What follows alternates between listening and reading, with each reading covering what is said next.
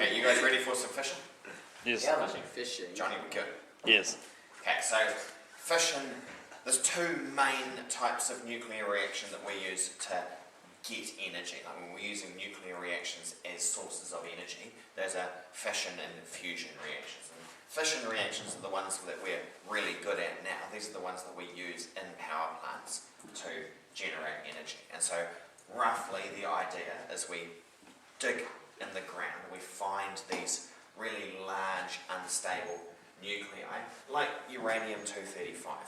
The problem with that is that most uranium is not uranium-235, it's uranium number 238, and so they spend a lot of time separating out the slightly lighter 235 from all the 238s, because the 238 just doesn't work as well.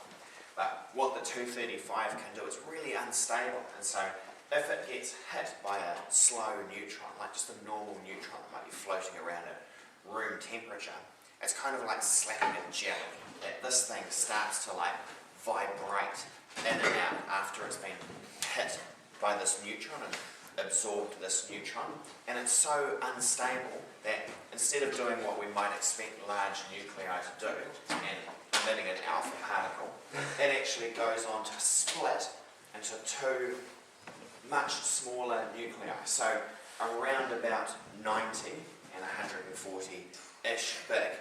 And then as well as that, some more neutrons are released.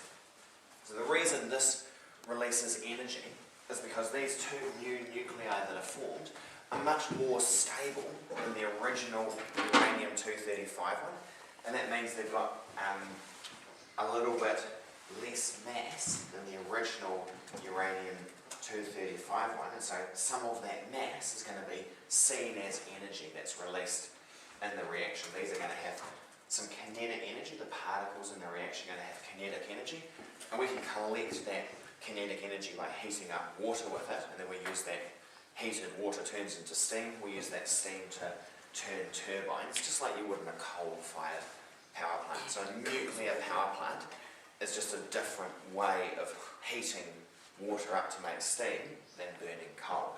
And then what happens is that we only needed one neutron to trigger this uranium-235 nucleus to split, but when we split it, it releases more than one neutron. And so of course the danger is that if we allow too many of these neutrons to go on and trigger more nuclei to fission, this reaction is going to become a chain reaction and get out of control.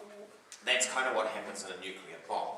So what we do in a power plant is we've got special control rods that we insert into the reactor to absorb just the right number of neutrons, so that once our reaction's up and running, for every one uranium that fissions, only one neutron from that fission goes on to cause another one to fission. So it's like a stable reaction that's running at a constant rate. We absorb the spare ones.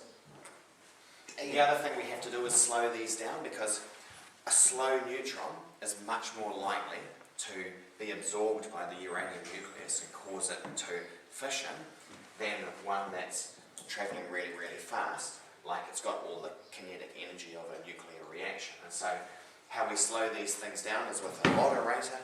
Moderators, we use stuff like heavy water.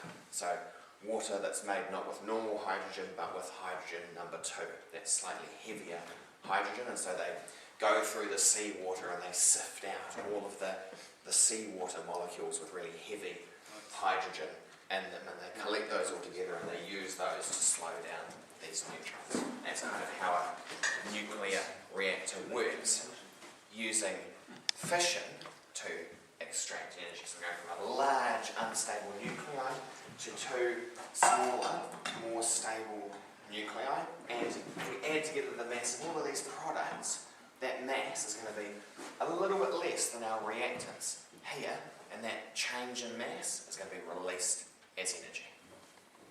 Oh yeah. Make sense? Yeah. Hey,